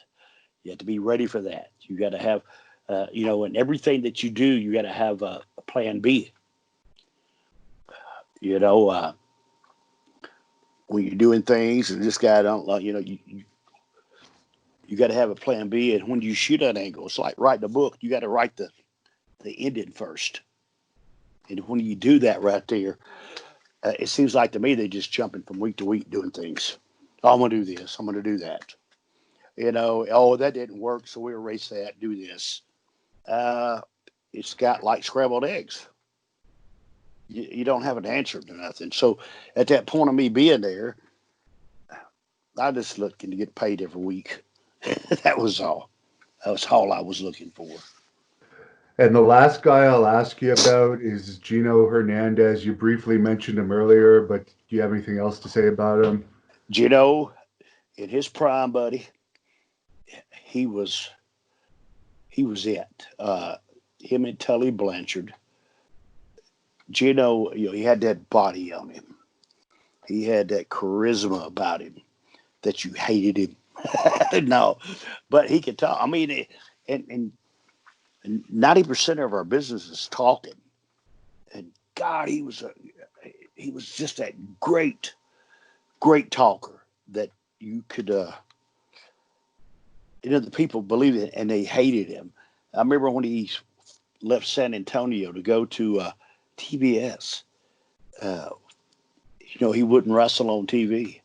If you want to watch me wrestle, you got to pay to see him, and I loved that. He and being in San Antonio, we were all young. We was learning again. He was another talent that left the world way too early, but sometimes you gotta. It's just the way it happens. I like Geno. He was, I had my times with him. I tell you, Geno liked the gimmick. I was first of all, I'm wrestling in Houston, Texas, and in our business, I'm not here to insult anybody's intelligence. I got a little color, and it was his time, and I'm watching him. If you people could see me, here we are. We're at Sam Houston Coliseum. There's 8,000 people. I'm bleeding. I take the chain from him and I hit him. Well, when I hit him, he just stops. He pulls his arm up, pulls it out.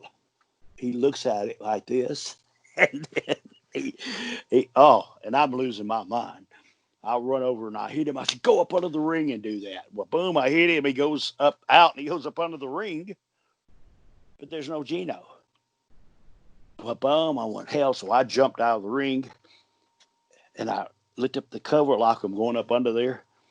Hell, he's snorting him a lot of cocaine up under the ring. Oh, I like to shit when I see that, man. You want one? Well, hell no, man. We're in the fucking middle of a match, you dumbass. Uh, But that's a true story. Really. Was that in his trucks or had he like stored it under the ring earlier? No, I don't know. He had a vial. It was in a vial. He's pouring it out, hitting it. I'm going, what the hell, dude? Wow. You know what? I did a lot of shit, but I didn't. But I didn't do cocaine. Go to the ring. I mean, when I got through wrestling, it was my time, and I guess it's a really bad problem. Not a bad problem, but I just didn't give a shit. You hear what I'm saying? It wasn't the part that I did so much of. It's just if I had it, I'd done it in front of somebody, and they tell on you. Everybody tells on you. In the 80s, what percentage of wrestlers would you say did that stuff? Was on drugs? Yeah. Seems like a very high percentage. Yes. The ones that you thought that was doing it wasn't doing it, And I say this, he's your world champion, Ric Flair, that goes out. Rick was drug free. You know that, don't you? Now, he drank like a fucking fish, but he did no drugs. A lot of the guys did drugs. Okay. Everyone I knew did besides Flair. It was hard. Like I told you earlier, man. One night you were in Miami. Next night you're in Portland, Oregon. The time zone, the dads. And you had to have some help to get through what we did and everything. You know what? But I'm not trying to cut your interview short here. I gotta. Do you want to just let people know about your wrestling school to close? Oh yeah, I want to let people know everything about me. I'm on Facebook under Ricky Morton, Facebook School of Morton, Instagram Real Ricky Morton, Twitter Real Ricky Morton, Instagram Ricky Morton. For hell, I don't know. I got so many I don't know. Just look. Hey, I'll tell you what you do. Just punch in Ricky Morton, you get it. Okay. But my saying earlier, my wrestling school, I come on every Sunday, 5:05. That's Eastern time. It's on YouTube under School of Morton. And I just want to say I can't wait to get back to work and to see a lot of people. When you do something, altogether, I've been in the business for 46 years. Wrestle on my own, being with. And when you do something for so long and this virus happens and all of a sudden, boom, there's nothing. It really trips you out. I know that you're looking at me and a lot of the young guys are, well, I need to retire, you need to quit. But this is the only way I know how to make a living. I'm not out there trying to get anybody's job. I'm just trying to pay my bills. It's like this right here. If you want to impress me, eat an apple and shit a fruit salad. That would impress me. Other than that, I've seen it all. Wrestling's my life, always has been. And when you see me on the show, it's not that I want to be there to be somebody I'm not. I'm there just to pay bills. Love you, buddy. Have a good day. Thank you. Thank you for watching the Hannibal TV. Please like this video if you enjoyed it and click the subscribe button to not miss any of our latest shoot interviews, match videos, or news updates. Support us on patreon.com for $1.99 a month to watch our full shoot interviews ad-free and help our channel grow. Follow us on Twitter at the Hannibal TV for instant updates.